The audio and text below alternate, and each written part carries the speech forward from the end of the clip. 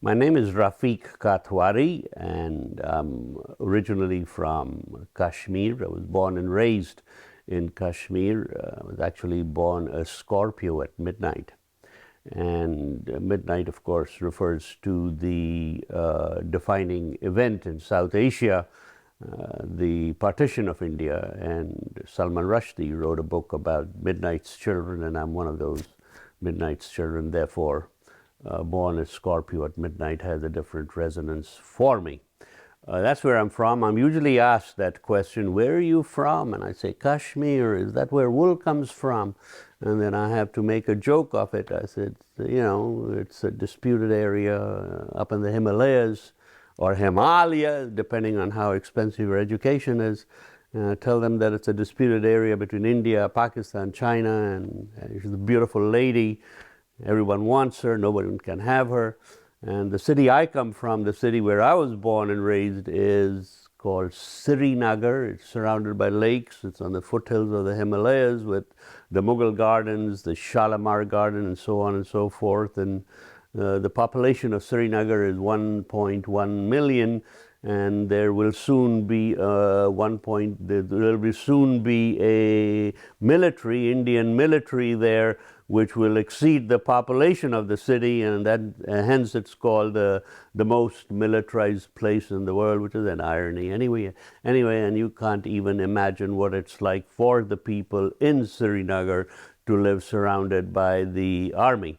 That's where I'm from, and I've been here for now 45, 46 years. I came here in 1971 when Nixon was president, and I came here. What are the circumstances that brought me here? I was in the last year of my college in Srinagar.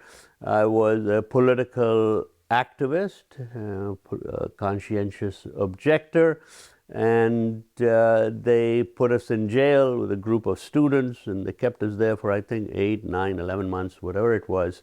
And when they finally released us, my father said to me, there's no future here for you. Now you'll always be under the radar.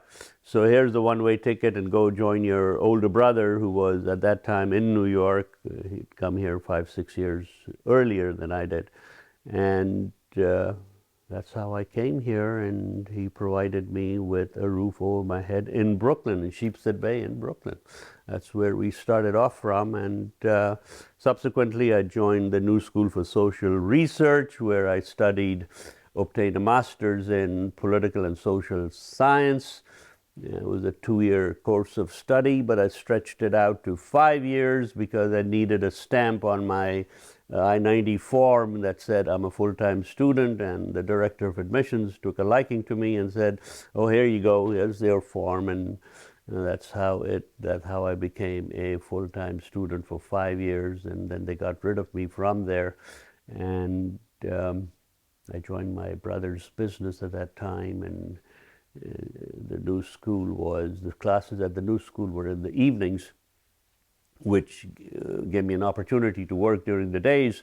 And during the days, I drove a cab, I worked in a grocery store, I worked in an Indian restaurant, and all sorts of things that a student has to do to survive, to earn a bit of money. So I hustled around for a while until I joined my brother's business, which was basically importing very fine fabrics and things for the home from all over the world, and we did well with that until later on I went my way. Did you find what you're looking for? No, I haven't found what I'm looking for. In fact, I'm searching for myself. That's what I'm looking for, and the search is ongoing. I don't know. Search is ongoing. I think the very important thing to remember is that I had a mentor, and everyone should have a mentor who took me under his shadow, under his umbrella, and he said, in life one has to ask 4 very important questions. Who are you? Why are you here? Where are you going? And why aren't you already there? And then this mentor, God bless his soul, gave me some keys to unlock the answers, and that I think answers the question that you have posed to me, what have you found, what you're looking for. I'm trying to answer those 4 questions slowly. It's a lifelong process. It's a journey. We know what the destination is. You know, all of us have to go to that destination one way or the other, but it's the journey that counts. And I'm still traveling, and, you know, let's see what happens as we go on. And Bridgeport is a new phase in my life. I lived in New York City on the Upper West Side for about a good portion of maybe 20, 25, 30 years. I lived in Ireland for 15 years, and what brought me to Bridgeport was I was a photojournalist in Kashmir during the 90s at the peak of the militancy. And one day I was on West 22nd Street. There was a photography shop there called Calumet. The British chain, I think, is no longer in existence. I was standing at a counter waiting to be served while there was another guy next to me, tall guy. And he said, "So where are you from?" I said, it's the same question that I get asked.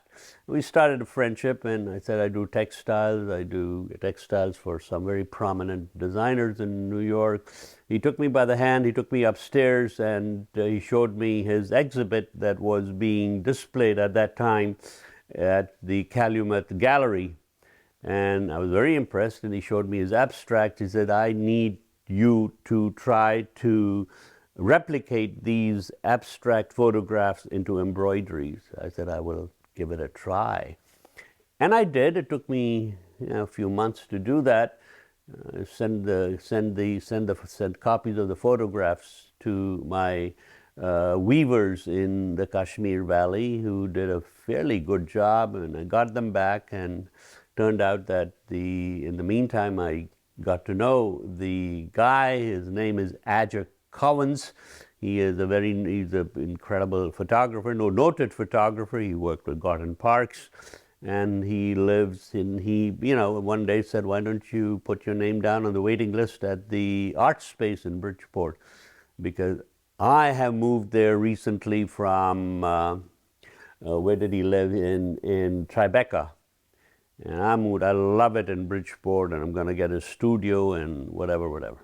So that's how I ended up moving here. My name came up after 3 years on the waiting list. I said, I'll take it, and they offered me this space, which is 4 times the size of the apartment, the Matchbox that I was living in New York, and the rent is half as much as I was paying there. So here I am in I call it my art studio. And what do I do here? I have textiles, I write, and subsequently I also went to Columbia University and obtained a master's in creative writing with an emphasis in poetry.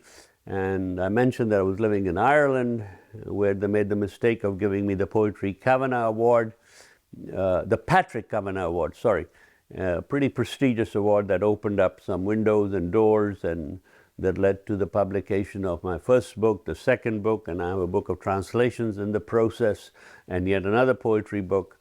So to come back to the question, have you found what you were looking for? Oh yeah, I wanted to be an actor. I wanted to be an airline pilot. I wanted to be a real estate magnate. I've done some of those things. I was, I didn't nail the auditions for the acting thing, but done a few things in my life, and the work goes on. Yet another question that you asked in the questionnaire that you sent us, or to send me, was, what do you think of the American dream, and have you achieved your American dream? The American dream, this is where I get political. I hope I don't offend anyone, but it's supposedly a free country.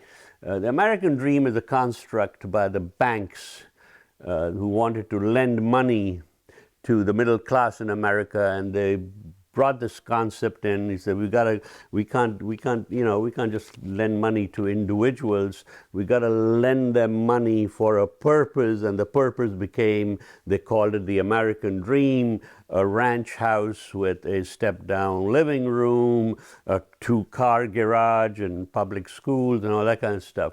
So that became the American dream. what one object, a photograph that I have brought with you. Later on, you'll see Darius, who's recording me, will take a picture of this beautiful rug, hand-woven rug. My grandfather was had a rug factory in Srinagar, in the old city in Srinagar. He had looms, he hired weavers. The Blessed Woman of Kashmir and the Blessed Men of Kashmir used to weave rugs there, and I I bought it from my uncle. This beautiful rug, it's on the wall here in the dining area. It's the Conference of the Birds, beautifully done. It's silk warp, silk weft, very tightly woven, about 576 knots to a square inch. So that's one thing that is something that I look at it and I think about my background, my legacy.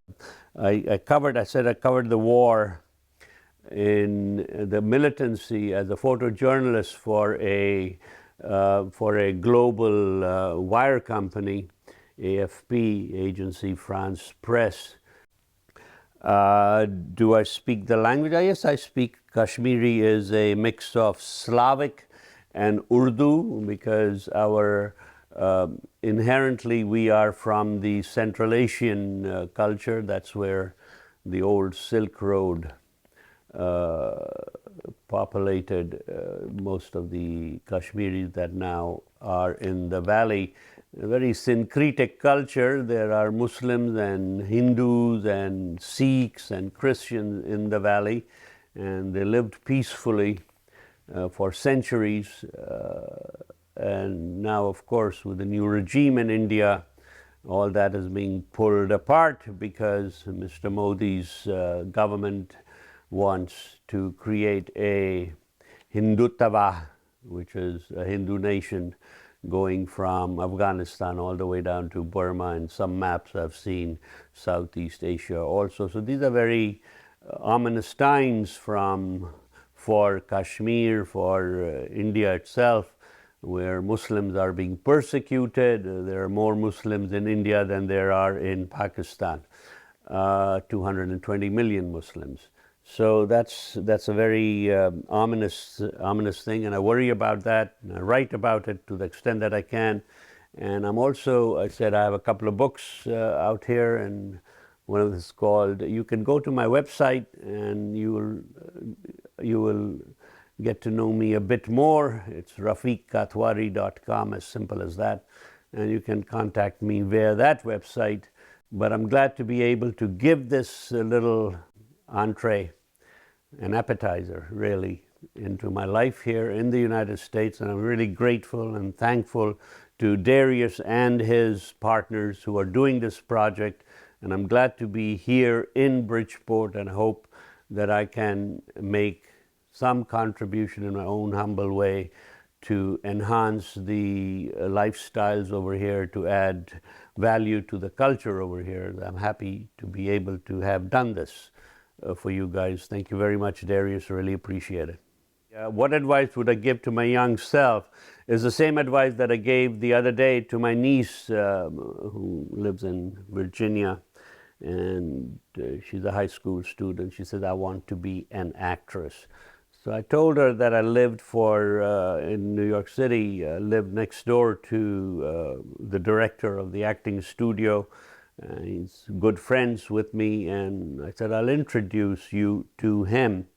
But you know what? Acting is also dependent on luck. I told her that she had the looks they were looking for, and very different. She's not blonde and green-eyed. She has a different personality, and that was the most valuable thing about her looks, although she's a very brilliant young woman. But I also told her, which is something that I would have told my younger self, I said, learn a trade, become a plumber, an electrician, a tile woman, something. Because if the acting doesn't work, and likely it may not, it will be very erratic, at least you can fix somebody's gutters and make them happy. That's the advice I would give to my younger self as well.